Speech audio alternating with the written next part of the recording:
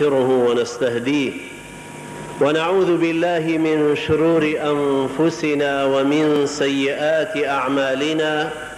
من يهده الله فلا مضل له ومن يضلل فلا هادي له، وأشهد أن لا إله إلا الله وحده لا شريك له، وأشهد أن محمدًا عبده ورسوله صلوات الله وسلامه عليه وعلى آله وصحبه وسلم تسليما.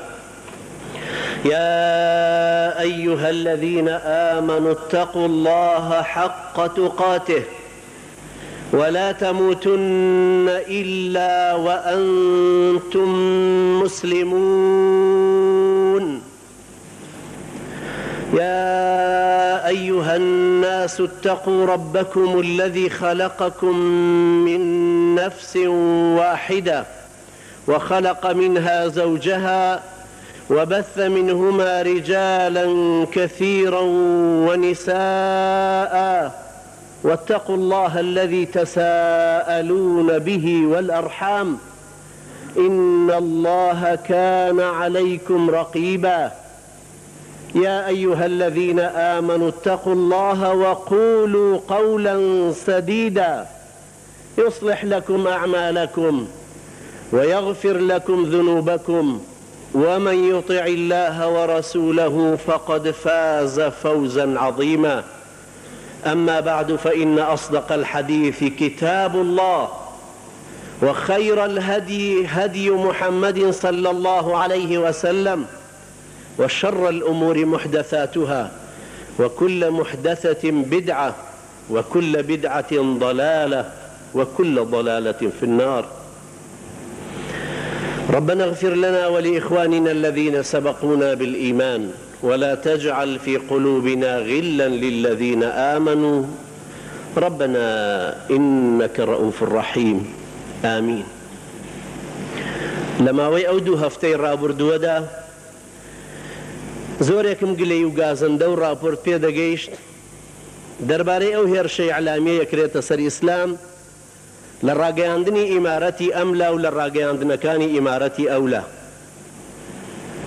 هەروەها دەربارەی ئەو ئافرەتانەی کە بۆ ئیستیفزازی ئیمان و تەقوا و غیرەت و شەرەف و ئابڕوو ناموسی میلەتی کورد بەڕووتی دێنە سەرجادە و ئەیانەوێ لەو ڕوانگەیەوە لەو ڕێبازەوە لەو هەڵوێستەوە ئێمە ئیستیفزازکەن و مەشغوڵمانکەن بە کارێکی بچووکەوە کە خۆی لە خۆیان مەعسیەتێکە و هیچی تر.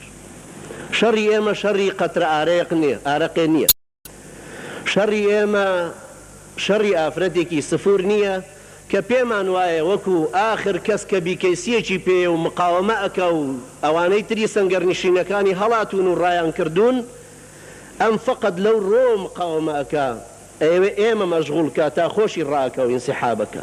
پێمان وایە ئیسلام زۆر لەوە گەورەترە ئێمە بیهێنینە سەر ساحەیەک و لە جادەی مەولەوی یان لە جادەی کاوە یان لە مەیدانی لێرا بیهێنینە شەڕ لەگەڵ قەڵەمێکی بەکرێگیراو یان لەگەڵ ئافرەتێکی داوێن پیس.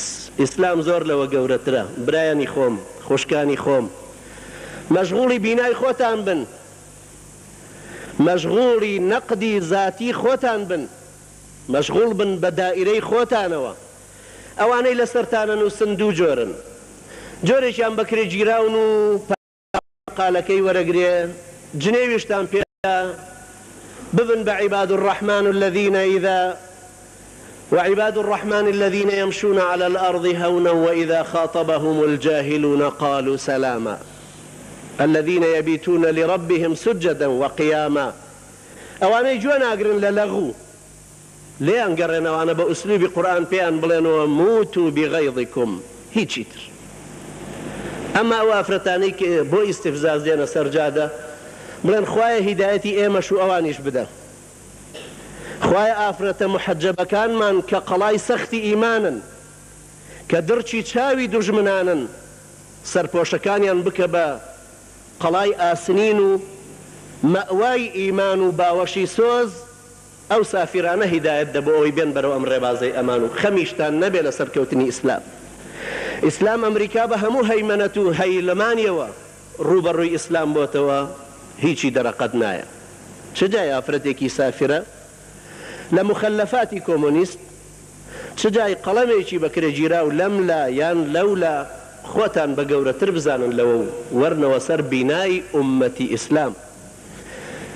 لە هەینیەکی ڕابردووە باسیەوەم کرد کە ئومەتی ئیسلام لەسەر چه ئەساسێک پێک دێ. ئومەی موسلیمە لە ئەفرادانێک پێک دێن کە وەکو سەیدنا ئیبراهیم لە ئیمتیحانەکانیان دەرەچن. باسم کرد کە سەیدنا ئیبراهیم خوای گەورە فەرمووی وەلەقەد ابتەلا ئیبراهیم ربه بکەلیمات فأتمهن قال إني جاعلك للناس إماما قال ومن ذريتي قال لا ينال عهد الظالمين. نەکەونە ڕیزی ئەو زاڵمانەی کە لە ئیمتیحانەکانە ڕاسیبە بن. ئیمتیحانی خۆساخکردنەوە بۆ پەیامی خوایی، ئیمتیحانی سەربازێتی بە مەوکیبی مبارەکی پێغەمبەرانە. خۆتان بچووک مەکەنەوە لە ئیمتیحانەکانتانە سەرکەون، غیرەتتان بۆ دینی خوا بجوڵێ وەکو سەیدنا ئیبراهیم.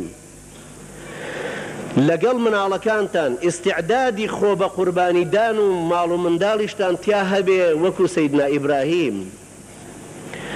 مفاصلەیەک لەسەر ئەساسی دینەکەتان هەتان بێ وەکو سەیدنا ئیبراهیم و لەگەڵ باوکی، لەگەڵ قەومەکەی، لەگەڵ ئەرزی، لەگەڵ هەموو شوێنێکی. خێزانەکانتان وا پەروەردەکەن ئێوە متەفەرقکەن بۆ داعوەکە و خۆیان بۆ بینای جیلی دووەم. ئەوەی کوفری هێناوەتە ڕق و قین و بغز و کردوێتی بە گڕکانێکی ناخی خۆی، تەنها ئەوەیە کە ئەبینێ خوشکێکی محەجەبەی مسلمان بەمارەیی سوورەتێکی قورئان شووی کردووە بە گەنجێکی ملتەزیمی خوێنەواری عەرەبانە بەدەست کە سەوزە و میوەی لەسرە فرۆشێ بەمارەیی قورئان و بەس. جیلی دووەم لەمانە کە پەروەردە ئەبێ ڕەسەنتر و ئازاتر و چاکترن لە بۆ هەڵگرتنی پەیام ئەبێ وابن وەک لە ئێمە. جیلی ئێمە و پێش ئێمە بەفریان شکاندووە و بە بەرماڵێک و بە فرماڵێکەوە و بە خاکەنازێکەوە هاتوون و پێش ئێمان وردە وردە ماڵیوە. جیلی دووەمی ئێمە هاتوین و پەرژینێکمان بۆ ڕێگاکە کردووە. جیلی دوای ئێمەش پێویستە قیرتاوی بکە و دڵسۆستر و حراسەتیشی لێ بگرێ هەتا جیلی چوارەم و پێنجەم بەرەو خلافەتی ئیسلامی دێتەوە و دڵنیاش بن لەوە ئەو ئیسلامە هەر دێتەوە. مژدەی خوای گەورەیە هو الذي أرسل رسوله بالهدى ودين الحق ليظهره على الدين كله ولو كره المشركون ولو كره الكافرون. أو كلامي خوايا أو خوايا كأفرمي كل نفس ذائقة الموت، هم إنسانك ببمري، هم صاحب نفسك ببمري، كهش كيلو هابي كاس أو هر أو خواي پروردگاريك وأفرمي وبيغمبري أكرم عليه الصلاة والسلام كأفرمي ثم تكون نبوة على نهج ثم تكون خلافة راشدة على نهج النبوة ثم سكت. وكو كإمام أحمد روايتي كردو لسلسلة الأحاديث صحيح ألباني ژمارە 5 مجلدی یەکەم داهاتووە. ئەوە مژدەی خۆشە کە ئیسلام سەرەکەوێ و دڵنیاش بن لێی وەرنەوە سەر بینای ئومەتی ئیسلام. تاک هەموو وەختێک سەیدنا ئیبراهیمتان لەبەر چاو بێ و بۆ ئومەتیش ئەم یەکبوونەی کە دڵمان پێی خۆشە و هیوا و ئاواتێک لەسەر داهات و چارەنووسی دروستەکەین بە قووەتریکەین بە مراجعەی نەفسی خۆمان نەقدگرتن لە خۆمان. ئەو سحوفیەی نەقدێکی ئێمە ئەگرێ و ئەسراری بڵاو کردوێتەوە ئەبێ زۆر مەمنونی بین کلێنێکی بۆ ئێمە دەرخستووە.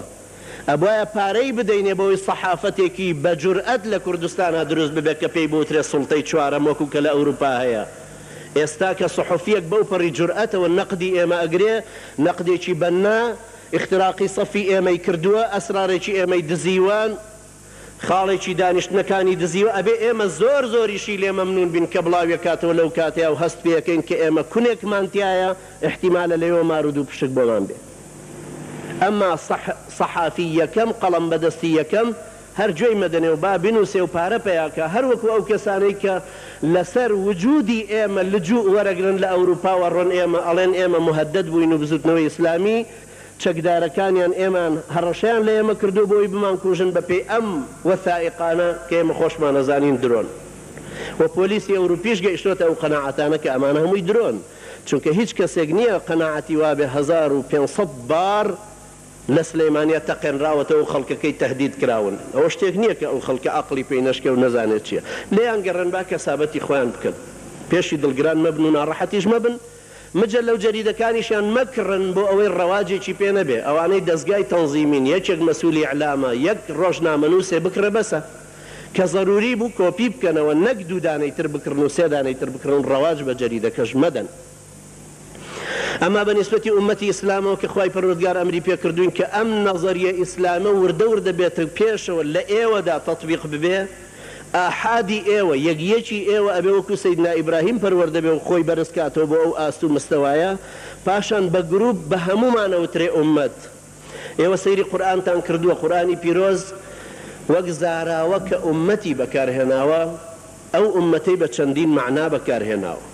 یەکەم کۆمەڵێک ئینسانن کە ئەفەرمێ ساحەبی ئیشێکن وەکو سەیدنا موسا دەربارەی ئەوە فەرمێ وەلەما وەرەدە ماء مەدیەنە وەجەدە عەلەیها ئومەتەن من الناس یەسقون کۆمەڵێک ئینسان خەریکن مەڕ و ماڵاتەکانیان ئاوەدەن لەسەر ئەو بیرەی مەدیەن ئەمە کۆمەڵێک ئینسانی ساحەب میهنەن لە ئایەتێکی ترا باسێکا کە ئومەت بریتین لە طائیفەیەک لە تیرەیەک لە هۆزێک لە کۆمەڵێک کە منهجێکی تایبەتی و معتەقەدێکی تایبەتیان هەیە کە ئەفەرمێ وەقەطعناهم اثني عشرة أسباطا أمما لە باسی بەنی ئیسرائیل هەروەها بە معنای منهاجی ژیان منهجی ژیان چه معتەقەداتێکی تایە چه خوونەریتێکی تایە یاسا و ڕێسا و ڕەسم و ئادابێکی تایە لەناو کۆمەڵگەیەکە بەو شێوەیەش بە وشەی ئومەت بەکاری هێناوە کە ئەفەرمێ ئینا وەجەدنا ئاباءنا على أمة وإنا على آثارهم لمهتدون وإنا على آثارهم مهتدون ئەوەش دیسان بە هەمان شێوە یعنی کۆمەڵێک قیەم هەیە عادات و تەقالیدێک هەیە ڕەسم و نیشانێک هەیە کە خەڵکەکە پێوەی پابەندن ئەوانیش لەسەر ڕێبازی ئەوە ڕۆیشتون یعنی ئومەت بریتیە لە کۆمەڵی ئینسان ساحەبی منهج و معتەقەداتێک ساحەبی خوونەریت و یاسا و ڕێسا و ڕێباز و ڕەسمێک هەروەها زەمەنێکیش کە هەر بە معنای ئومەتە لە سوورەی یوسفا فەرمێ وقال الذي نجا وادكر بعد أمة ئەو کەسەی کە ڕزگاری بوو لە زیندان و پاش زەمەنێک بیری کەوتەوە کەوابوو زەمەن بەشێکە لە بینای ئومەتی ئیسلام پەلە مەکەن خەمتان نەبێ بەرپەرشدانەوەی ئەو جۆرە کارانە ئێمە ڕانەکێشێ بە ئیستیفزازی بۆ کاروبارێک کە مەشغوڵمان کە لە بینای ئومەتەکەی خۆمان زەمەن بەشێکە لە عیلاج پەلەی لێ مەکەن وحسابکەن جیلی ئێوە لە 2009دا 10 ساڵی تر واتە 10 ساڵی تر گەیشت بێتە ڕەسەنکردنەوەی ئۆرگانەکانی ئێمە پتەوکردنی هەڵوێستەکانی ئێمە بە شەرع ناساندنەوەی حەڵاڵ و حرام و جۆکردنەوەی سەنگەری اختراقکراومان و سەنگەری پاک و سەرڕاست و بۆ خوا سڵحاومان ئێوە پەلەی لێ مەکەن هەروەها بە معنای کۆمەڵێک عولەما و داعی هاتووە ئومەت بە معنای کۆمەڵێک عولەما و داعی وەکووە فەرمێ ومن قوم موسى أمة يهدون بالحق وبه يعدلون کۆمەڵێک لە قەومی موسا کە هیدایەتیان لەسەر ئەم حەقە وەرگرتبوو هەموو دادپەروەریەکیشیان بەو بوو هەروەها بە معنای نەوەیەکی مرۆڤایەتی کە جۆرێک فکریان هەیە شێوازێکی بیرکردنەوەیان هەیە و لە یەک شێوەی شارستانیانە هەڵس و کەوتیان فکریان ئایدۆلۆژیان یاسا و ڕێسایان حکمیان سیستمی ژیانیان لەسەر ئەو ئەساسە دروستەوێ بۆیە فەرمێت تیلکە ئومەتون قەد خەلەت لەها ما کەسەبەت وەلەکم ما کەسەبتم وەلا تسئەلون عەما کانوا یەفعەلون کەوابوو ئومەت بە پێی فەهمی قورئانی کە هێشتا ئێمە ئومەتی موسلیمە نین ئێمە ئێستا ئومەتێکی ئیسلامین و مراجعەی حاڵ و حساباتی خۆمانەکەینەوە ئەو ئیفرازاتانەی مجتەمەعی جاهیلی لەسەر ئێمەی دروست کردووە ئەو 300 ساڵەی ئیستیعمار ئەم حکمانەی کە لە دوای یەک هاتوون ئەم دەسەڵاتدارانەی کوردستان بیرروهۆشە کە دێ غەزوی وڵاتی ئێمەی کردووە کارتێکردنی ئەوان لەسەر ئێمە چەند ڕەوتی ئێمەیان لە ئوسلوبی قورئانی گۆڕیوە بە ئوسلوبێکی حیزبی نەخۆشیەکانی پارتی و یەکێتی و ئەحزابی تر نەخۆشی سیاسی نەخۆشی تەنزیمی نەخۆشی ئیداری کە هاتۆتە کیانی ئومەتە موسلیمەکەی ئێمە پێویستە لێرە مراجعی بکەینەوە چەند متەئەسیر بووین ئێمە بەو وەسعە بۆی ببینەوە بەو ئومەتە کە ئەفەرمێ وەلتەکن منکم ئومەة یەدعون إلى الخەیر بۆ ببین لەسەر ڕێبازی ئەو ئومەتەی کە فەرموویەتی كنتم خير أمة أخرجت للناس تأمرون بالمعروف وتنهون عن المنكر. مفسرەکان یەکی وەکو ئیمامی طەبەری ئەغلەبی کەلیمەی ئومەکەی بەڕێباز كنتم خير أمة كنتم أهل طريقة لێک داوەتەوە. هەروەها لە شوێنێکی ترا لە مجلدی 25 جامع البەیانی خۆیدا ئەفەرمێ دین وملة. بەڕاستی زۆر مهم پێکاوێتی کە خوای گەورە ئەفەرمێ ولن ترضى عنك اليهود ولا النصارى حتى تتبع ملتهم، نافەرمێ حتى تتبع دينهم، چونکە میلەتەکە دینەکەشی تایە بە نیسبەت ئەوان، بەڵام بە نیسبەتی ئێمەوە ئومەت یعنی دین یعنی میلەت. ئینتیمای ئێمە کە ئینتیمایەکی ئومەتیە، ئینتیمایەکی گەورەترە لە خوێن، لە تیرە، لە هۆز، لە حیزب، لە مەزهەب، لە مەسار، لە ئەرز، لە قەومیەت بەو معنە ناسیۆنالیستەی ئێستا کە هەیە. مفهومی ئومەتی ئیسلام لەوە گەورەترە. سەیری کەن ئومەتی ئیسلام کە سەیری معنای ئیصطلاحیەکەی ئومەتەکەی، ئەمە معنای لوغەوی لە قورئانە بەو شێوەیە هاتووە کە هەمویان کۆکەینەوە بەیەکەوە وەکو ئوسلوبی قورئان، وەکو نمونەم بۆ هێنانەوە چەند جاری تر. دوو جارم خوتبە داوە لەسەر شاهید و شەهید، یەک لە دیانەیەکێ لەم مەزگەوتی سلەیمانیە، باسی ئەمن و ئیمان و ئەمەنەم کردووە کە یەکتریان چۆن ڕەبط بوونەتەوە لەسەر یەک وەکو ئوسلوبی قورئان. باسی ئەم ئومەتەش پێویستە ئێوە بگەڕێنەوە سەر قورئان و بزانن ئوسلوبی پێکهێنانی کۆمەڵ و کۆمەڵگەیەکی مسلمان لەو چوارچێوەی کە قورئان داوای کردووە چەند ڕەسەن و مهمە. بەمەرجێک ئەفرادەکانی لەسەر شێوەی ئیقتیدا بە ئیبراهیم پەروەردە بوو بن، لەگەڵ ئەم کۆمەڵە مواسەفاتانەی لە ئاەتەکانی ئومەتەوە فێرە بین. لە ئاەتەکانی ئومەتەوە فێرە بین، پێش هەموو شتێک ئومەت بریتێ لە عنسوورێکی بەشەری. کۆمەڵێک خەڵک هەبن ئەم پەیامە هەڵگرن سادقانە، نەک وەکو حیزب، نەک متەئەسیر بوون بەوەی حیزبی فڵانی وای کرد ئێمەش پێویستە وا بکەین، حیزبی فڵانی هەیکەلەکەی وایە ئێمەش پێویستە وا بکەین.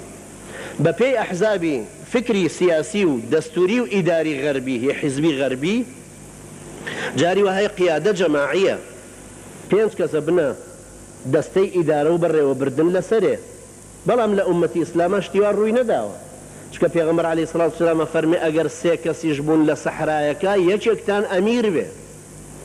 باسی ئەمیری کردو کە فەرموویەتی ئەمیر قەڵغانە، ئەمیر داوەرە کە حەسمی اختلافاتی دوو جەماعەتی ناو مسلمانانەکە. ئەوانە ئوسلوبی شەرعی خۆمانن. ئێمە کە ئێستا کەوتوینەتە ژێر کارتێکردنێکی فکری سیاسی و حیزبی غەربی، پێویستە خۆمان مراجعی خۆمان بکەینەوە بۆی وردە وردە عیلاجی کەین. عنسوری بەشەری یەکەم خاڵە، یەکەم بنەمایە، یەکەم کۆڵەکەیە کە ئومەتی ئیسلامی لەسەر دروستە بێ. ئومەتی ئیسلامیش لە قورئانە وەک بۆمان دەرەکەوە لە سیرەی پێغەمبەر عەلەیهی سەڵات وسەلام ئیهتیمامی نەداوە بە عەدەدی زۆر، ئیهتیمامی داوە بە ڕەسەنێتی ئەو ئەندامانەی لەسەری دروستە بن. بۆیە سەیدنا ئیبراهیم بەتەنیا ئومەتێکە، بۆیە فەرمێ كنتم خير أمة أخرجت للناس، بفئەیەک بە مجموعەیەکیانە فەرمێ. بۆیە فەرمێ ولتكن منكم أمة يدعون إلى الخير، لە ئێوەدا کۆمەڵێک هەبن ئەی ئەهلی ئیمان، ئەی ئەهلی ئیسلام، ئومەتی ئیسلام لە نێوانی ئێوەدا ئومەی مسلمە دروست ببێ. هەروەکو فەرمێ یا أيها الذين آمنوا آمنوا بالله ورسوله. خوای گەورە فەرمێ ئەی ئەو کەسانی ئیمانتان هێناوە ئیمان بێنن. ئەگەر لە سەرەتاوە ئەمە خوای گەورە فەرمێ ئەی ئەوانەی ئیمانتان هێناوە، پاشانە فەرمێ ئیمان بێنن. معنای وایە ئیمانی یەکەم ئیمانێکی فطری، ئیمانێک بە تەسلیم بوون بە پەیامی خوا بە شێوەیەکی گشتی. ئیمانی دووەم یعنی تەفاعولکردن لەگەڵ ئایاتی خوای گەورە، لەگەڵ سنەتی پێغەمبەر عەلەیهی سەڵات وسەلام، ڕۆژانە ژیان بۆ ئەم پەیامە جوانە. ڕۆژ بە ڕۆژ چەند هەنگاوەی بینە پێش بەکیانی ئومەتی ئیسلام و ئەم بانگەوازە چۆن هەڵەگرین و ئەبینە شاهید و شوهەدا لەسەر خەڵکی ويتخذ منكم شهداء لتكونوا شهداء على الناس ويكون الرسول عليكم شهيدا. عنصري دوهمي بريتية لا عنصري فكري، وحدتي فكر لنواني مسلمانانا. إما أقربيت قرآن كمان توجيه قرآن كمان بخين لا ويان وازعيف وري بقرين تنها لبروندي حزب كمان كمان الله ڕۆژی جوزئێ قورئان بخوێنن بیخوێنین بەڵام تەدەبور نەبێت. ئەفەلا یەتەدەبەرونە القورئان ئەم عەلا قولوب ئەقفالها. شەنقیطی 19 لاپەڕەی بەس لەسەر ئەم قفڵی دڵە نووسیوە لە ئەضواء البەیاندا. ئینسان ئەگەر هاتو سەیری مەنهەجە قورئانیەکەی کرد پێویستە لەسەر ئەساسی ئەم قورئانە ڕوون یەکتری بگرێت، نەک لەبەر خاتری ئەوەی کە من لە بزوتنەوەی یەکبوونم برایەکی کە لە یەکگرتووە دیفاع لەو یەکگرتووە نەکەم. نابێ کابرایەک لە گوڵانە مەقالەیەکی دژی یەکگرتوو نووسیوە، یعنی دژی منی نووسیوە، چونکە من فەهمە قورئانیەکەم نابێ بکەمە فەهمێکی حیزبی بڵێم خۆ بەرامبەر یەکێتی وتوێتی منیش یەکێتیم ئەو مەقالەکەی بەرامبەر حسک وتووە من حەقی حسکم چییە. ئەوە فەهمێکی حیزبیە. بەڵام فەهمی ئومەتی فەهمی قورئانی ئەو کەسانەی گاڵتە و هوها ئەکەن لەو ئافرەتە سفورەی بازار خۆ ئێوە نین، خەڵکی بازاڕەکە خۆشیەتی هەیە نوێژیش ناکە وهای لێ چێشێ لەبەرەوەی خلافی ئەو قوانین و نەریت و عادەتەیە کە کوردەواری لەسەری گەورە بوو لەسەری پەروەردە بوو. کوردەواریش ئامادە نەبوو بە درێژایی تاریخی خۆی لە زمانی ئینگلیزی بەدەسەڵاتیشا یا لە زمانی عەبدولکەریم قاسمە کە کۆمۆنیستەکانی نزیک کردوتەوە ئامادە نەبووە کوردەواری خوونەریتی خۆی بخاتە پێش بخاتە ژێرپێی کۆمەڵێک غازی پۆستاڵ لە پێ. خەڵک هەر دیفاعی لەو قیەمە کردووە. ئێمە مەشغوڵ بین بە ئیشی گەورەتر، کۆبینەوە لەسەر ئەساسی فکریمان. سێهەم عنسوری ئیجتیماعی، پەیوەندی نێوان ئێمە و خەڵکی. ئەگەر من زەکاتێکی ماڵم هەبێ بمێ بیدەمە خەڵکی دراوسەیەکیشم یەکگرتووە، یەکێ سۆفیە یەکێ سەلەفیە، دایرەی ئیسلام هەموویانی کۆ کردوونەتەوە. ئایا ئەشێ من ئەم زەکاتە هەڵگرم و بیبەم بۆ دهۆک لەبەرەوەی ئەنسارێکی حیزبەکەی من لەوێ بیبەم لەوێ بیدەم بە ئەنساری خۆم؟ ئەمە فکری حیزبیە. ئابوونەی مانگانەیە کۆکراوەتە و دراوە بە لیژنەیەکی محەلی لە شوێنێکی تر. ئەمما فەهمی ئیسلام ئەوانە نازانێ. فەهمی ئیسلام هەمومانی لە دائیرەی ئیسلامەکەیە کۆ کردوتەوە. لەبەرەوە بێ ئاگادار بین حاڵەتی ئیجتیماعی خۆمان بەشێکە لە دروستبوونی ئومەتی ئیسلام. ئەگەر دۆڕاندمان گۆڕیمانەوە بە حیزبایەتی ئێمە دۆڕاوینە و کاتە خەڵک نایەتەوە بە دەوری ئێمەیە. ئێستا خەڵکێک بەرەو ڕووی ئیسلام دێ، بەرەو ڕووی ئێمە نایە وەک مسلمان، بەرەو ڕووی ئیسلامەکەمان دێ، پەیامەکەمان دێ. بۆیە سەیرەکەن ئەوەی نفوز و قووەتی ئێمەی بە قووەت کردووە ئیسلامەکەیە، نەک پەیامی مسلمانێتی ئێمە، نەک خیتابی سیاسی ئێمە، نەک مفرداتی سیاسی و فکری ئێمە. ئەوەی ئیسلام ئەوەی بە قووەتی کردووە ئیسلامە. مەگەر چەند کەسە بینن ژنی کابرایەکی پارتیە، ژنی کابرایەکی یەکێتیە و محەجەبەیە و مسلمانە و شەورێژێ و ڕۆژوێ و قورئان خوێنە، ئەوەی چۆتە ناو ماڵی ئەو دوو مەسئولەوە ئیسلامەکەیە، نەک ئێمە وەک حزب. لەبەرەوە ئیسلامەکە وەک پەیام نەکەینەوە بە قوربانی ئێمەی بەشەرێک کە کۆمەڵێک مەفاهیممان هەڵگرتووە، هەندێکیان هەر مەفاهیمی جاهلین و مەفاهیمی حیزبی ئەم زەمانەن. جانیبی ئیجتیماعی خۆمان، عنسوری بەشەریمان، ئێمە ڕۆژە لە ڕۆژان ئومەتی ئیسلام شەکوای لە کەمی عەدەدی نەکردووە. هیچ وەختێک ئومەتی ئیسلام بە درێژایی تاریخی وەکو لە قورئان و حەدیثا دەرەکەوێت ئومەتی ئیسلام ئەوەندە زۆر نەبووە مەگەر لە حونەین ئابازەکاوە فەرمێ ئیذا عەجەبەتکم کەثرەتکم، کە زۆریش بوون مەغروری کردن. بەڵام شوێنەکانی ترە فەرمێ کەم من فئەتین قەلیلەتین غەلەبەت فئەتەن کەثیرەتەن بإذن الله. چ شەڕێکی حرەکەی ئیسلامی هەیە کەمتر بوو بێ لە یەکێتی کە زۆر جار لەگەڵ یەکێتیە دەمەقاڵە بووە. هەموو وەختێک خەڵکی تر مقابلی ئێمە زۆرتر بوون. ئەوە داغستان و شیشان و ئەوە ئەفغان، ئەوە ئەریتیریا و سۆمال و کشمیر و فیلیپین، ئەوە هەموو شوێنێک کە جیهادی تایە دائمە تەرەفی مقابل بە قووەت بوو. بەڵام تەرەفی ئەملا لەبەرەوەی بەرەو بەهەشتە ڕوا بفەهمێکی مەلموس قەناعاتێکی مطلقی بەم قورئانە بۆ دروست بووە. ولا تحسبن الذين قتلوا في سبيل الله أمواتا بل أحياء عند ربهم يرزقون. أما هروكو كل نفس ذائقة الموت كوايا. لبرو فهمي إيما وديدي إيما كديدي شي قرآنيا نابي بيقورين بديدي شي حزبي كخواي قورا فرمي ولا يزالون يقاتلونكم حتى يردوكم عن دينكم إن استطاعوا. إنش لخوار إذاوية يعني لفنجابر وخوار ترى وإن جنحوا للسلم فاجنح لها ترجيح نية كوابون خلق هولي خوية دا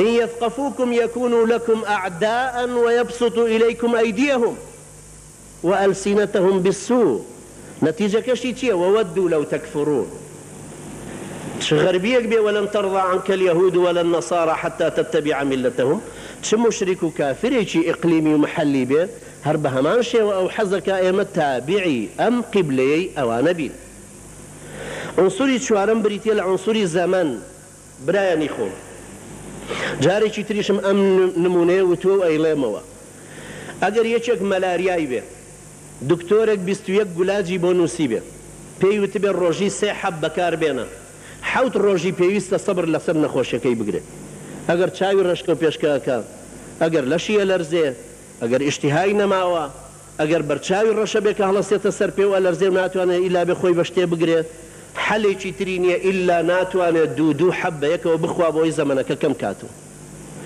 زمنیش بشیک لعیلهاج پلتان لو زمنه نبه هنا صدریش بن بلام بکونه سر سکی ایش کردن و کورسی بکار هنانی درمانکا اگر کابرای نخوش که ملاریاکی گرتوه حبكمان بو هنا ولا بشتري ودامنا امره اگر دستي بحب خواردنك كرد زمن بشكل علاج اگر سبينه دوس بي حفتي چي تردسي بيكرد ملاريا كزياتر لشي هلوشينه زمنك بشيك بولا هلوشاندني وك مراد جروبي سياسي استاي خوتانا كانوا وق يقبون وق يقرتو آية إيمن لا رادي بكار هناني درمانك يا درمانك من دانا والزمن هلمانا وشينه اگر ئێمە زەمن هەڵمانەوەشێنێ پێویستە مراجعەیەوە بکەینەوە زوو دەرمانەکە بەکاربێنین بۆی ببێ بە بەشێک لە عیلاج کەوا بوو عنصری بەشەری عنصری فکری عنصری کۆمەڵایەتی لەگەڵ کات ڕێزگرتن لە کات و کاتیشتان سەرف کەن من ئەزانم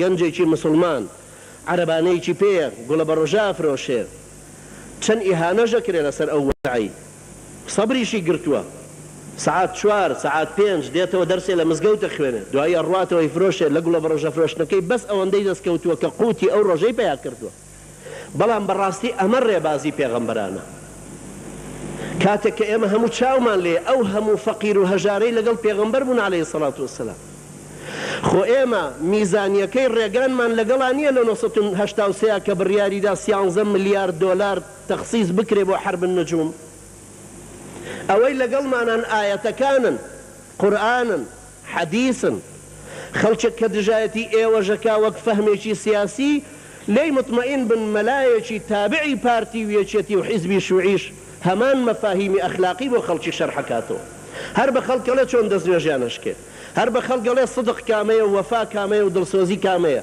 هەر ئەو مەلایەنەی لە ئەحزابی تریش ئیژەکەن جزئێک لە ئیشی ئێمە تەواوەکەن کە بۆ خەڵکی ڕوونەکەنەوە حەزرەتی نوح چێیە لە چیرۆکی پێغەمبەرانە باسەکەن عەسرانێکی ڕەمەزان بۆ خەڵکە باسەکەن سەیدنا نوح چێیە سەیدنا ئیبراهیم چێیە کە دێنەوە بۆ مزگەوتی ئێماڵێن سەیدنا ئیبراهیم ئاوای کرد تەشجیع بێت کە ئەویش وەکو سەیدنا ئیبراهیم بکە لەبەرەوە زەمن بەشێکە لە عیلاج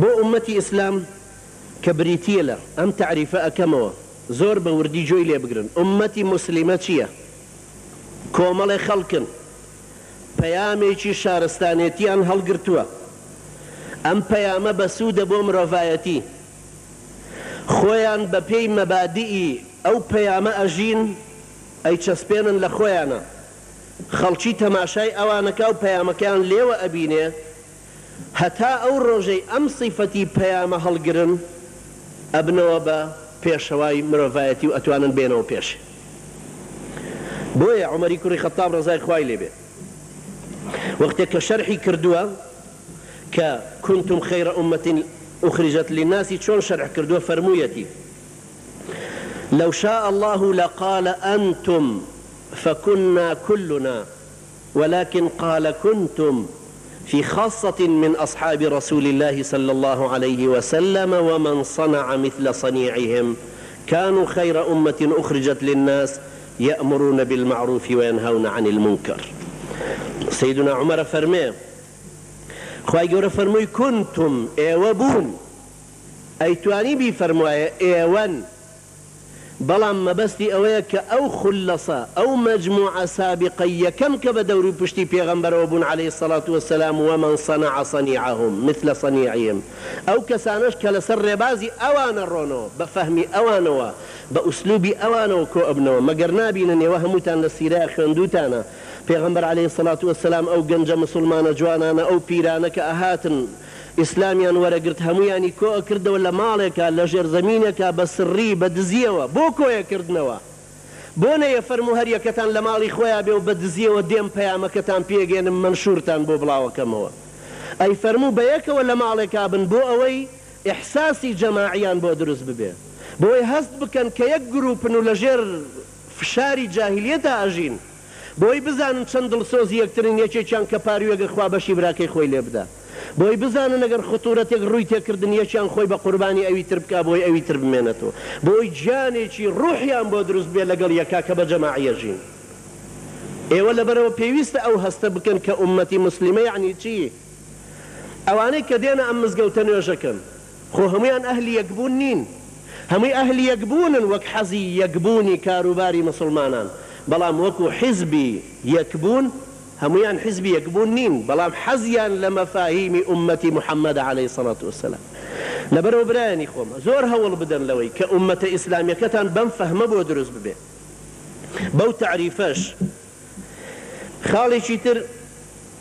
خاڵێکی تری ڕئیسی کۆڵەکەیەکی تری ئەم ئیشی ئومەتی ئیسلامە بریتیە لە پەیامەکە ڕیسالە ئەمریکاییەکان بۆچی ئەڵێن فۆکۆیامە بۆچی ئەڵێن نهایەتی تاریخە سەموئیل هانتینگتۆن بۆچی ئەڵێ ئیتر حربی حەزاری دەست پێکا و پێشتریش هەر لەسەر ئەوە ساسەوە دەستی پێکردو ئەمریکا پێویستە دژ بە ئیسلام بجوڵێ پێویستە دژی کۆنفۆشیۆسی و حەزارەتی سین و یابان بجوڵێ پێویستە دژی حەزارەتی ئەمازۆن و بەرازیل و ئەمریکای جنوبی بجوڵێ بۆچی ئەوێ وابێ ئەوێ کۆمەڵێک قیەمی خۆی هەیە پەیامێکی خۆی هەیە ئێوە بیگەێنێ بە خەڵکی مەگەر نابینن ئومەمی متحیدە لە ژێر فشاری ئەمریکایە گەنم نادا بە وڵاتێک ئەگەر دیموکراتیەتەکە لەسەر شێوەی ئەمریکایی تەطبیق نەکا لەبەرەوە شتێکی طەبیعیە ئەمریکا کە خۆی کردووە بە ساحەبی ئەم هەیمەنە و سەولەجانە ئەم دەسەڵات و حەیزەرانە ئەوێت دیموکراتیەتەکەی خۆی بسەپێنێ بەسەر خەڵکیە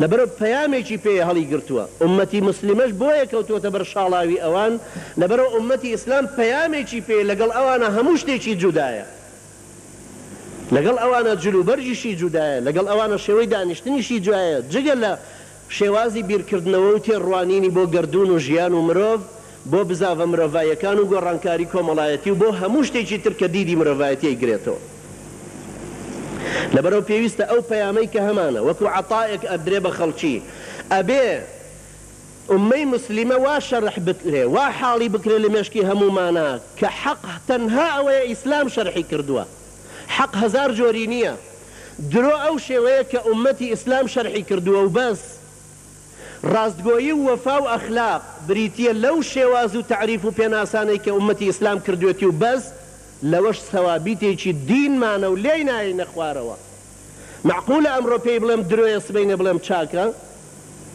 ئەوە حیاتێکی میکاڤیلیە نیفاقێکی سیاسی و فکریە ئەوە هی ئەو کەسانن کە پێی متەئەسیر بوون بەڵام ئەخلاقی ئێمە ئەخلاقی پێغەمبەرانە پەیام هەڵگرتنەکەشمان ئەو پەیامەیە کە قورئان بریتیە لە چۆن ئەڵێن ڕوحی شەکر بریتیە لە ڕوحی داوای پێغەمبەران و لەم قورئانەیە کۆبەتەوە لەبەرەوە ئێمە ئامادە نین هیچ جۆرە تەنازولێک لە هیچ جوزئیەتێکی ئەم دینە بکەین وەلەو خەڵکی هاتو هاواریانە و هاوارەکەن ئەڵێن ئێوە عنسورین و متەشەددن و غولوتان هەیە و متەطەرریفی قشبژ و ترسناکن و ئوسولین و ئیرهابین و هەرچی ئەوەی پێمان ئەڵێن پێمان بڵێن ئێمە تعریفی خۆمان بۆ خەڵکی دیدی خۆمان بۆ بزاف و ژیان و گردون و بزاوە کۆمەڵایەتیەکان ناگۆڕین ئیلا بەو فەهمەی کە قورئان فێری کردو بۆیە ئێمە چۆن لە سەوابیتی دینمانە هەیە ئەگەر هەموو ئینسانی سەرئەرز کۆ ببنەوە ئەکسەریەتێکی مطلق پێک بهێنن بڵێن ئارەق حەڵاڵە تۆ مەفروزە بە تاقی تەنیا بڵێ خەڵکینە ئارەق حرامە و ئامادەشم بمخەنە مەنجەنیقەکەی سەیدنا ئیبراهیمەوە کە بۆ ئەویان داناوە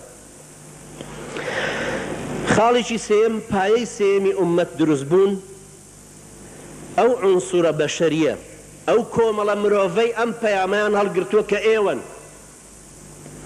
مەرج نییە پەیوەستیەکی نەتەوایەتیتان هەبێت. یعنی ئێمە و عەرەبێکی ڕۆمادی، ئێمە و تورکێکی ئەنەدۆڵ، ئێمە و فارسێکی لار و شیراز لەسەر هەمان فەهم کە یەکمان گرت ئەبینە ئومەتی ئیسلام مەگەر لە کوردەواریە لە تەڵقینە پێ ناڵێن المؤمنون ئیخوانی والمؤمنات ئەخەواتی. مؤمنێکی سریلانکایی ژەگرێتەوە، ئەندۆنیسی و سیبریا و کاپی جنوبی ئەفریقیا و شوێنەکانی تری ژەگرێتەوە. ئومەتی موسلیمە پێویستە لەسەر ئەو فەهمە بێ سەیری حاڵی ئێستای خۆمان کەن. پێتان وایە کەس هەیە دیفاع لە مسلمانێکی سنی سەردەشتی بکە یان لە مسلمانێکی مەزلومی تورک بکە لە ناو حیزبی فەزیلە کە وەزارەتی ئەوقافی حکومەتی پاشای کۆرەی هەولێر تعلیماتی دەرکرد بۆ مزگەوتەکان جومعەی ڕابردوو کە هەموویانە بێت دژی حیزبی فەزیلە قسە بکەن؟ ئایا غیرەتی ئیسلامیمان ئەجوڵێ بەرامبەر بە محەجەبەیەکی مەزلوم کە لە ڕۆمادیە یان لە زوبێرە لە جنوبی بەسرە؟ لەبەرەوە زۆر ضروریە ڕابطەی ئومەتی ئیسلام ڕابطەی قورئانەکەیەتی ڕابطەی خوێن نییە. لەبەرەوەی هەمومان کوردین بڵێن تەواوە ئیتر خوای گەورە فەرمێ ئەکوفاڕکم خەیر من ئولائیکم. بۆ کافرەکانی ئێوە بەبەزەیتر و چاکترن لە سربیەکان فەرقیان چییە؟ هو الذي خلقكم فمنكم كافر ومنكم مؤمن. یان پەیوەستێکی جغرافی ئێمە لە فەهمی دینی خۆمانە مەگەر ئومەتی ئیسلام و فقهی ئەم ئیسلامە بە پێی مەزاهیب هەر چوار مەزهەبەکەی ئێمە حسابیان وا نەکردووە کە پاوە و خوڕماڵ یەک وڵاتی ئیسلامین چۆن زەریبە ئەخرێتە سەر ماڵێک کە لە پاوەوە دێ ئیلا مەگەر کۆمەڵێک فوقەها لەسەری دایان نابێ بە صیفەتێکی فقهی کە سەنەدێکی لە کتاب و سونە هەیە. ئەمما بەو صیفەتە نییە کە پاوە ئێرانە و خوڕماڵ عێراقە. ئەوە ئەرزی ئیسلامن. پەیوەستی ئێمە لەگەڵ کابرایەکی پاوەیی پەیوەستی ئەم ئومەتەیە، لەگەڵ کابرایەکی شنۆ پەیوەستی ئەم ئومەتەیە، لەگەڵ کابرایەکی تورک و عەرەب پەیوەستی ئەم ئومەتەیە. ئێمە ناکەوینە ژێر تەئسیراتی کۆمەڵێک کوردایەتی و کۆمەڵێکی تر قەومی و کۆمەڵێکی تر کە يقاتلون بأنهم ظلموا وأن الله على نصرهم لقدير الذين أخرجوا من ديارهم بغير حق. ئەو کەسانەی دەرکراون لە تەل عەفەر بێ لە خانەقین بێ لە سنجار بێ لە هەر شوێنێکی بوو بێ لە 71 دەرکرابن لە 74 دەرکرابن تەشویهی ئامارەکەی 957 بێ کردبێتی حکومەتی بەعسی عراقی هەر دەرکردنێکی تر ئەم ئایەتە شمولیەکە. لەبەرەوە نییە کەرکووک دڵی کوردستانە یان کەرکووک بیرەنەوتی کوردستانە یان کەرکووک بربڕە پشتی کوردستان. لەبەرەوەیە فەهمێکی قورئانی شمولی ئەو مەزلومانە ئەکا کە دەرکراون و بە هەمان شێوەیە کە مەزلومێکی کۆسۆفاش دیفاعی لێکرێتەوە. هەروەها ژمارەی زۆر تەئسیری لەسەر ئومەتە موسلیمەکە نییە. ئومەتی موسلیمە شەرتە ئێمە لە ناو خۆمانە ئەم کۆمەڵەی لەم مزگەوتە نوێژەکەن ئومەتی ئیسلامین، بەڵام ئومەتە موسلیمەکە لە ناو خۆمانە وەکو کرۆکی وایە، وەکو میحوەری وایە، وەکو نێرکێکی وایە کە لەسەری دروستە بێتەوە. ئەوەش فەهمی سێیەمی ئومەتە. خاڵێکی تر لە ئومەت ئەبێ ئەوە بزانین کە ئومەتی موسلیمە وەکو مناڵێک وەک کۆرپەیەک وایە. دروستبوونی ئومەتی موسلیمە بە چەندین قۆناغی گەشە و نەشونمایە ئەڕوا هەر وەکو کە مناڵێک پیایە ئەڕوا. مناڵێکی شیرەخۆرە گاگۆڵچەیەکە پاشان هەڵەسێتە سەر پێ مقەوماتی نمووی سەلیم بێ وردە وردە مەرحەلەکانی تری ژیانی ئەبڕێ هەتاوەکو ئەبێ بە ئەو گەنجەی کە اعتیماد یەکرێتە سەر دوای خوای پەروەردگار. ئەویش بە هەمان شێوەیە ئومەتی موسلیمە لە یەک فەردەوە دەستی پێ کردووە، دوایە بێ بە جەماعەیەک، جەماعەکە بووە بە مجتەمەعی موسلیمە. پێغەمبەر عەلەیهی سەڵاتو وسەلام یەکەم جار یەک مسلمان بوون لەبەردەستیە، دوایی بوون بە جەماعەی موسلیمە، دوای ئەوە هیجرەتێکیان کردووە بۆ ئەرض لا یظلم فیها، پاشان هیجرەتیان کردووە بۆ شوێنێکی تر کە بووە بە مەوقعی خۆیان و ئیسلامەکەیان بە واقعی تێدا چەسپاندووە. ئەوەش یەکێکە لە نوقسانی فەهمی ئێمە دەربارەی ئەرز و هیجرەت و ئیوا و مناسەرە. خاڵێکی تریش ئومەتی ڕاشیدە، ئومەتی موسلیمە، ئومەتی موسڵمان ئەو جیاوازیەی لە میلەتەکانیان هەن، ئەو جیاوازیەی لە ڕەنجی پێستیا هەیە، لە ڕەگەزیا هەیە، لە کاروباریا هەیە، لە ناوچەکانیا هەیە، کارتێکردنێکی لەسەر ئومەتی موسلیمە نییە. سەیری کەن تاریخی ئیسلامی، ئومەتی ئیسلام ئەو کاتێک کە ئومەتی ئیسلام هاتۆتە پێشەوە، کورد و عەرەب و تورک و فارس و ڕۆم و ئەنواع وەشکاڵ قەومی تیا بووە، هیچ تەسیرێکیشی لەمە نەکردووە. یەکێکی وەکو موسای کوڕی نەسیر کە لە قەبیلەی لەخمە چۆتە شیمالی ئەفریقیا، جێشەکەی کە تاریقی کوڕی زیاد بوون لەگەڵیا بەربەر بوون. سەیدونا ئەم پیاوە مسلمانە موسا لەگەڵیانە ماوەتەوە و تەسیری تێکردوون و لەگەڵیانە تواوەتەوە، چونکە بە فەهمێکی ئومەی موسلیمە لەگەڵیانە حیاتی بردۆتە سەر، بۆیە ئەوانیش پێیان وا بووە کە قبوڵیان بووە. لەبەرەوە خەڵکێکیش ئێمەی پێ قبوڵە ئەگەر هات و خاوەنی پەیامەکە بووین. بەڵام ئەگەر وتمان هەر حیزبێکین وەکو ئەم هەموو حیزبانەی لە کوردستانە، خەڵک محاسەبەمانەکەن وەکو ئەو حیزبانە، خەڵک سەیری ڕەوشتمانەکەن وەکەوە، تەنها ئەوەندە هەیەڵێن وەڵا باشە لە ناویەوە کەمتر دەست هەیە. هۆ دۆڕاندنە بەڕاستی. ئەوە معناوێ ئێمە ئەو پەیامەمان هەڵ نەگرتووە، معناوێ ئێمە کە کەف پەڕیوەتە دەممان لەسەر منبەر باسی عومەر و ئەبوبەکرمان کردووە، لە حیاتی عەمەلیمانە فەشەلمان هێناوە بەسەر ئیسلامە. خەڵک سەیری قایمقامی هەڵەبجاکە و سەیری قایمقامی قەرەداغ یا قایمقامی شوێنێکی ترەکە. سەیرەکە بزانێ ئەدای ئەم دوو قایمقامە کە دوو ڕەوشتی جیاوازن لە دوو منتەڵەقی جیاواز و دوو دید و تێڕوانینی جیاوازیان هەیە، ئەدایان چەندە؟ ئەگەر زانی فەرقێکی زۆریان نییە، پێی وایە کە ئەویش پەیامەکەی با ئیسلامی بێ، ئەمیان پەیامەکەی مارکسی بێ، ئەدای هەمان وەزیفاکەن، لەبەرەوە ئەو هیچ ئیزافەیەکی تری بەسەر خەڵکێکی ترا نییە. ئەوە خۆی لە خۆیان دۆڕاندنێکە، یان خۆی لە خۆیان ئەوەیە کە ئێمە نەهاتووینەتە ئاستی ئیسلامەکەمان. بەقەدر ئەوەندەی ئیسلامەکەمان ئەچێتە پێش، ئێمە بۆ خۆمان وەکو ئاحادی مسلمانان نەچووینەتە پێش. ئومەتی مسلمان خاڵێکی تریش ئەوەیە کە ئومەتی مسلمان وەکو بینایەکی سناعی وایە، وەکو دیوارێک وایە. خوای پەروەردگار فەرموویەتی ئیخراج و ئینشا لەسەر ئومەتی مسلمە. لەبەر ئەوە پێویستە هەموو ڕەنجێک بخرێتە کار، هەموو وزە و ورەیەک بخرێتە کار لە ناو چوارچێوەی دەستگا تەربەویەکانی ئێمەدا، بۆ ئەوەی لەسەر ئەساسی دراسە، پلاندانان، نەخشە بۆ کێشان، بە سۆراخکردن ئەو وزانەی لە دەوری ئیسلامەکە کۆ ئەبنەوە بەکاریان بێنین، بتوانین بیان خێنە ئەو ئیشەوە. ئەمەش خۆی لە خۆیان بینایەکی سەناعیە، خەڵکیش وەک ئێمە وایە. پەکەکە چەند توانیوێتی ورە و وزەی کوردەکانی دەرێ بخاتە گەڕ. لە ئەڵمانیا 5 مزگەوتی هەیە پەکەکە، چۆن توانیوێتی دیندارەکانی خۆی بخاتە گەڕ؟ چۆن توانیوێتی مزگەوتیان بۆ بکاتەوە لە لایەکی تریشەوە خولی تایبەت بکاتەوە بە مارکسیەکانی؟ یعنی ئەوەی کە ئەفرادێک لە ئێمە لە ئیسلامەکەشمان کۆبێتەوە خەڵکی تر بۆ بەتواناترە بتوانێت وزەیان بخاتە گەڕ بۆ مەفاهیمی خۆی، ئێمە بۆچی نەتوانین بیخەینە گەڕ بۆ مەفاهیمی خەڵکەکە خۆی؟ ئەوەش بینایەکی هەندەسیە، ئەوەش ئیشێکی بەشەری بەحتە. چێ بەتواناتر بوو سنەتی ژیانی بەکارهێنا، زیرەکانە زانی بەکاری بێنێ، ئەو کەسە ئەیباتەوە. وەختێک ئاگرێگەنین بە دەستمانەوە، دەستی بە دەستنوێژی ئێمەشە سووتێ، هەروەکو کە دەستی سارتەرە سووتێ. وەختێک یەکێ شیشەکەکا بە ورجی ئێمەیان خوێنی لێدێ، بە هەمان شێوە شیشەکەکەن بە ورجی یەکێک کەشا خوێنی لێدێ.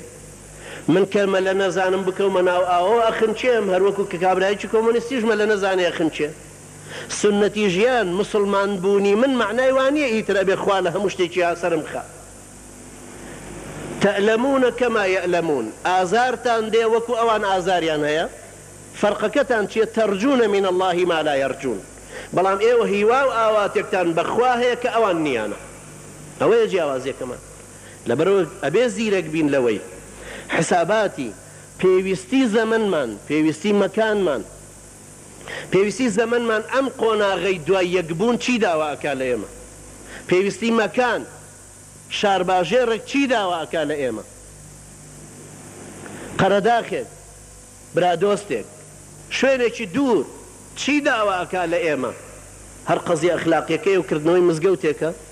یان بینای مجتەماعێکە کە خۆمان بەدەستمانەوەیە پێویستە بیهێنینە پێشەوە بۆی ئەم حەزارەتە ئیسلامی لەسەر دروست بێ.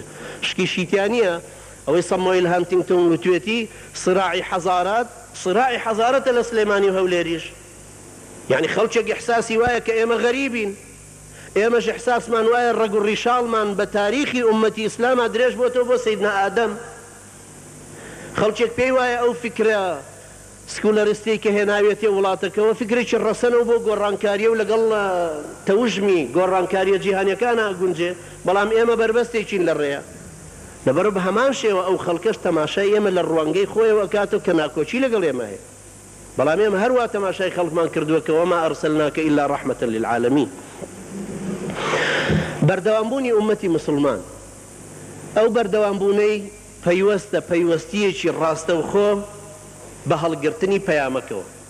ئەگەر ئێمە ڕاست بووین و ئیسلامەکەمان هەڵگرت بوو خەڵکی هەر لەگەڵمانە ئەمێنێتەوە، بەڵام کە بینیان درۆکەین لە هەڵگرتنی ئیسلامە، کە بینیان ئێمە پارە ئەماشینەوە خۆمانە کوتین بۆ سەرکردەیی خەڵکێگە چەوسێنینەوە، زیندانمان هەیە وەک زیندانەکانی جاهیلی وایە، کابرای زیندانی حەق و حقوقێکی ئیضافی نیە هەر وەکو حقوقی خەڵکی تر وایە. ئەو کاتە معنایە خەڵک وردە وردە لە ئێمە دوورەکەوێتەوە، ئێمەش نابین بە ئومەتی ساحەب ڕیسالەی ئیسلام، ئەبین بە ئومەتێک بە ئیسلامەوە لکاوە، یان ئیسلام بووە بە بۆیەکی ظاهیری بەڵام لە ناوە پڕە لە چێشمە چێشم و خەڵتە و پیسی و دەغەڵ بەرامبەر بە یەکتری.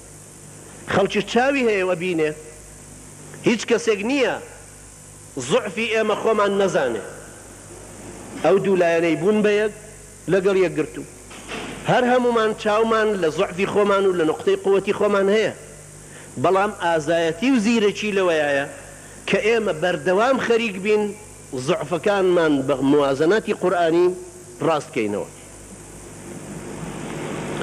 هەر وەختێکیش ئێمە ئەم پەیامە ئیسلامیەمان عەکس نەکردەوە.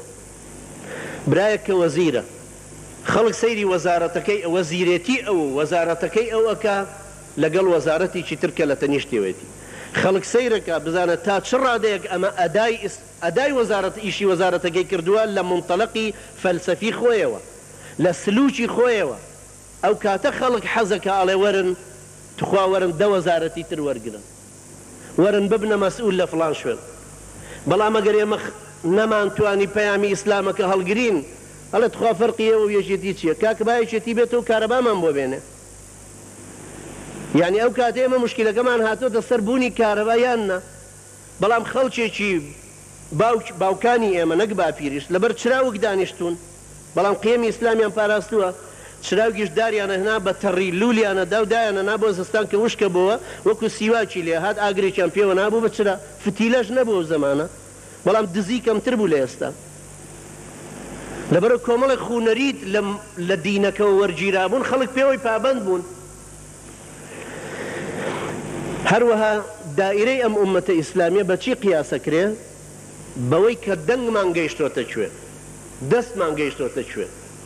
ئەو ئومەتە معنای وانییە بەس ئەوەی هەڵەبجە و خۆرماڵ ئومەتی مسلمن، ئومەتی مسلمەیە کە لە دهۆکی و زاخۆش دانیشتووە، ئومەتی مسلمەیە کە لە کەلار و کفریش دانیشتووە، بەڵام بەم ئەحاسیسانە بەم هەستکردنە بە هەڵگرتنی ئەم پەیامە بەوەی کە مواسەفاتی هەڵگری پەیامی خوایی تێدا متەوەفر بێ، ئەو کاتە ئەویش بە هەمان شێوەیە. لەبەرەوە ئەمڕۆ کە الحەمدوللا تەکنۆلۆژیای تازە پێشکەوتووە، بانگەوازیە ماگا بە زۆر شوێنی تر، شەبەکاتی ئەنتەرنێت و کۆمپیوتەر و ئیتیسالاتێکی زۆر هەیە، عیلاقاتێکی زۆر هەیە، مەدای مەیدانی ئێمەز بەرفراوانترەکە. پێویستە دیسان ئەوەش هەمووی بەکاربێنینەوە بۆ ئەوەی کە ئەو ئومەتە ئیسلامیە چۆن بەقووەتر بکەین. لە کۆتایی دوو خاڵ باسەکەم کە ضرورین هەموو مسلمانی ئەو دوو خاڵانە ئەوە وەرەقەم بۆ دێ لەبەرەوەی ئەڵێ ماندوون خەڵک لەبەر گەرمایە. دوو خاڵ هەیە کە ئینسانی مسلمان لەبەر چاوی بێ. یەکەم زۆر مسلمان هەن بە ناوی ئیسلامەکەەوە کۆ ئەبنەوە خەڵکێک لیان کۆ بێتەوە، بەڵام لە زاتیەتی خۆی دەرناچێ، تەوافی بە دەوری زاتی خۆیەتی یان بە دەوری گروپی خۆیەتی یان قەبیلەی خۆیەتی یان خێزانی خۆیەتی بنەماڵە و خانەوادەی خۆیەتی یان فەهمە حیزبیەکەی خۆیەتی. ئەو نەوعە ئینسانانە ناتوانن پەیامی نوح و ئیبراهیم هەڵگرن. یەکێک دەتوانێت ئەم پەیامە هەڵگرێت کە خۆی لە جاذبیەتی ئەو شتانە دەرچوو بێ وەک سەیدنا ئیبراهیم ئامادە بێت لە کوێ ئیسلامەکەی داوای کرد بڕواتە ئەو شوێن. دووەم ئەو ئارەزوو ڕەغەباتانەی هەمانن کە ئیمام ابن القیم رحمه الله پێ فەرمێ شوبهات و شەهەوات، ئەو گومانانەی کە هەمانن لە سەرکەوتنی ئیسلام، یان ئەو ئارەزوانەی ئەو ڕەغبەت و هەوا و هەوەسانەی کە لە دڵ و دەروونمانە هەن کە ڕامانە چێشتنەوە بەرەو ئەرز، بەرەو خۆ دەرخستن، بەرەو غرور و تەکەببر و عوجب، بەرام ئەو شتانە ئەوە شتێکە لەمەوە بۆ یەکێکی تر فەرقی هەیە پێویستە دیسان هەر یەکە خەریکی چاکسازی حاڵی خۆی بێ. لەبەرەوە زۆر زەروریە دیسان هەموو لەحزەیەکی خۆمان خەریکی ئەوە بین کە چۆن خۆمان بەس بە قورئانەکەش وا نەزانن ئەو هەموو کتێبە تەربەویانەی کە نووسراون لەسەر تەهذیبی ئەخلاق و لەسەر جانیبی ڕوحی و بە قووەتکردنی ڕوحی و ئەوانە هیچیان نەگەنە ئایەتێکی قورئان، هیچی ناگاتە حەدیثێکی پێغەمبەر عەلەیهی سەڵات وسەلام. لەبەرەوە تۆ کورتترین ڕێگات ئەوەیە بێوە سەر قورئان و سوننەت. بۆیە بەڕاستی مواصفاتی ئومەتیش ئەوەیە کە مواصفاتی قورئانی بەسەرا تەطبیق ببێ. لەبەرەوە مەسئولێتی ئێمە هەمومان ئەوەیە مراجعەی فەهمی خۆمان بکەینەوە، لەبەر چاومان بێ کاروباری خۆمان لەکوێ زەعیفین بە قووەتی کەین، خۆمان وا لێ نەکەین وەکو ئەحزابی ئەرزی ئەڵێن لە ئیطاری تەنزیماتە کە فاشلە بن ئەڵێن وافق ئەو نافق ئەو فارق، یعنی یان موافق بە مل بنێ یان منافقیان بۆ بکە و تەمەلوقیان بۆ بکە بۆ مەسئولین یا گروپەکە بەجێبێڵە. نابێ وابێ ئەسڵەن، ئەبێ ئێمە ساحەبی ئەم گروپە ئیسلامیین، ساحەبی ئەم گروپەین. لەبەرەوە پێویستە بە تەئکید هەموو ئینسانێکی مسلمان وا هەست بکە مواصفاتی ئەم ئومەتە ئیسلامی حتمە نەبێت لەم گروپە ئیسلامی خۆیان تشکیل ببێ و بە فەهمی قورئانیش سینە فراوان بە بەرامبەر کەسانی تریش و لە داهاتووشە بە پشتیوانی خوای گەورە ئەگەر خوای گەورە عمری داین ئەوە سەرکەوتنی ئیسلامە بینین و زیاتر لە واقعی عملی ئومەتی ئیسلامە هەتاوەکو ئومەتی مسلیمە دێتەوە پێشەوە ڕیسالەکەی هەڵەگرێتەوە. ئەقول قولي هذا واستغفر الله لي ولكم.